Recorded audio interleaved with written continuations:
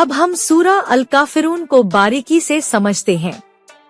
ये कुरान मजीद की 109वीं सूरत है और ये भी मक्के में नाजिल हुई थी। इसका नाम अल काफिरून यानी मुशरिक और इनकार करने वाले लोग है और ये नाम सूरत की पहली ही आयत से लिया गया है। ये सूरत ईमान और कुफ्र के बीच एक साफ और स्थायी फर्क बताती है और हर मोमिन को उसके अकीदे की सख्त सुरक्षा का पाठ पढ़ाती है। पूरा माहौल और वजह नुज़ूल। ये सूरत उस वक्त नाजिल हुई जब मक्के के काफिर कुरैश के बड़े लोगों ने पैगंबर सल्लल्लाहु अलैहि वसल्लम के सामने एक समझौते का प्रस्ताव रखा। वो कहने लगे कि मोहम्मद, आप 1 साल हमारे देवताओं लात और उज्जा की इबादत कर लीजिए और हम 1 साल आपके अल्लाह की इबादत कर लेंगे। या कभी वो ये कहते कि हम आपके अल्लाह की इबादत करने को तैयार हैं, अगर आप भी हमारे देवताओं की इबादत में शरीक हो जाएं। उनका मकसद दीन में मिलावट करना और इस्लाम की एकता तौहीद को खत्म करना था। इसी चालबाजी और समझौते के जवाब में अल्लाह ने ये सूरत नाजिल की ताकि पैगंबर और हर मोमिन के लिए हमेशा के लिए ये साफ हो जाए कि ईमान और कुफ्र के बीच कोई समझौता या साझेदारी मुमकिन नहीं है। सूरत की तशरीह, व्याख्या और उसके अंदरूनी पहलू। सूरत की शुरुआत ही पैगंबर सल्लल्लाहु अलैहि वसल्लम को एक साफ और दृढ़ तरीके से बोलने का हुक्म देती है। पहली आयत में कहा जाता है, ए पैगंबर, आप कह दीजिए, ए काफिर लोगों। ये संबोधन ही दूरी और अस्वीकार का भाव पैदा करता है, क्योंकि काफिर वो है जो हक को ढक देता है और उसका इनकार करता है। फिर दूसरी आयत में पहला सिद्धांत सामने रखा जाता है, मैं उस बुत की इबादत नहीं करता जिसकी तुम इबादत करते हो, यानी तुम्हारे झूठे माबूद, तुम्हारी बनाई हुई मूर्तें या ताकतें मेरे लिए इबादत के लायक नहीं हैं। मैं उन्हें पहचानता तक नहीं। तीसरी आयत में ये भी साफ कर दिया जाता है कि न सिर्फ अब नहीं बल्कि कभी भी नहीं, और न तुम उस एक अल्लाह की इबादत करने वाले हो जिसकी मैं इबादत करता हूँ।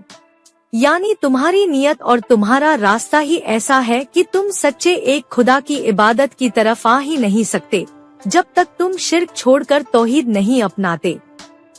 चौथी आयत पहली आयत को दोहराती है, मगर एक नए अंदाज में, और न मैं उसकी इबादत करने वाला हूँ जिसकी तुमने इबादत की है, यहाँ करने वाला हूँ। आबिद शब्द इस्तेमाल हुआ है जो भविष्य के लिए पक्के इनकार का पता देता है। पांचवी आयत तीसरी आयत को भी दोहराती है, और न तुम उसकी इबादत करने वाले हो जिसकी मैं इबादत करता हूँ। ये दोहराव इस बात को पत्थर की लकीर बना देता है कि हमारे रास्ते अलग अलग हैं और कभी मिल नहीं सकते। आखिर में छठी आयत पूरी बहस का अंत करते हुए एक सुनहरे सिद्धांत की घोषणा करती है, तुम्हारे लिए तुम्हारा दीन और मेरे लिए मेरा दीन, यानी तुम्हें अपने रास्ते पर चलने की आजादी है और मुझे मेरे रास्ते पर चलने की आजादी है। लेकिन ये आजादी समझौते या मिलावट की इजाजत नहीं देती। ये एक शांतिपूर्ण अलगाव का ऐलान है जहां हर कोई अपने ईमान के मुताबिक जीने के लिए आजाद है, बिना एक दूसरे के दीन में दखल दिए। सूरत की उपयोगिता और मुख्य संदेश। ये सूरत हर मुसलमान के लिए एक बहुत बड़ी रहनुमाई और सीमा रेखा का काम करती है।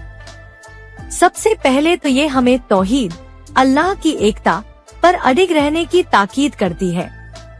किसी भी कीमत पर, चाहे दबाव आए या लालच दिया जाए, शिर्क के साथ कोई समझौता नहीं किया जा सकता।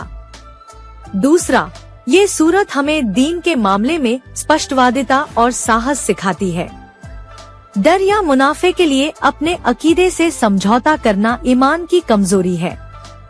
तीसरा, ये सूरत हमें धार्मिक सहिष्णुता, टॉलरेंस का सही तरीका बताती है। सहिष्णुता का मतलब ये नहीं कि हम सबके धर्मों को मिला दें या अपने ईमान को पानी में मिला दें, बल्कि इसका मतलब ये है कि हम दूसरे को उसके दीन पर रहने दें, बिना उसे जबरदस्ती रोके या बदले। और खुद भी अपने दीन पर मजबूती से कायम रहें। आखिर में ये सूरत हमें ये एहसास दिलाती है कि ईमान एक पूरी जिंदगी का नाम है। उसके कुछ हिस्से ले और कुछ छोड़ दे, ये मुमकिन नहीं। निष्कर्ष, सूरह अल काफिरून एक ऐसी सूरत है जो हर मोमिन के दिल में ईमान की एक मजबूत दीवार खड़ी कर देती है। ये हमें बताती है कि हमारा रिश्ता सिर्फ और सिर्फ अपने रब से है और उस रिश्ते में किसी और की शिरकत नहीं हो सकती। इस सूरत को पढ़कर हर मुसलमान को अपने दीन पर फख्र और सब्बत, दृढ़ता महसूस होनी चाहिए।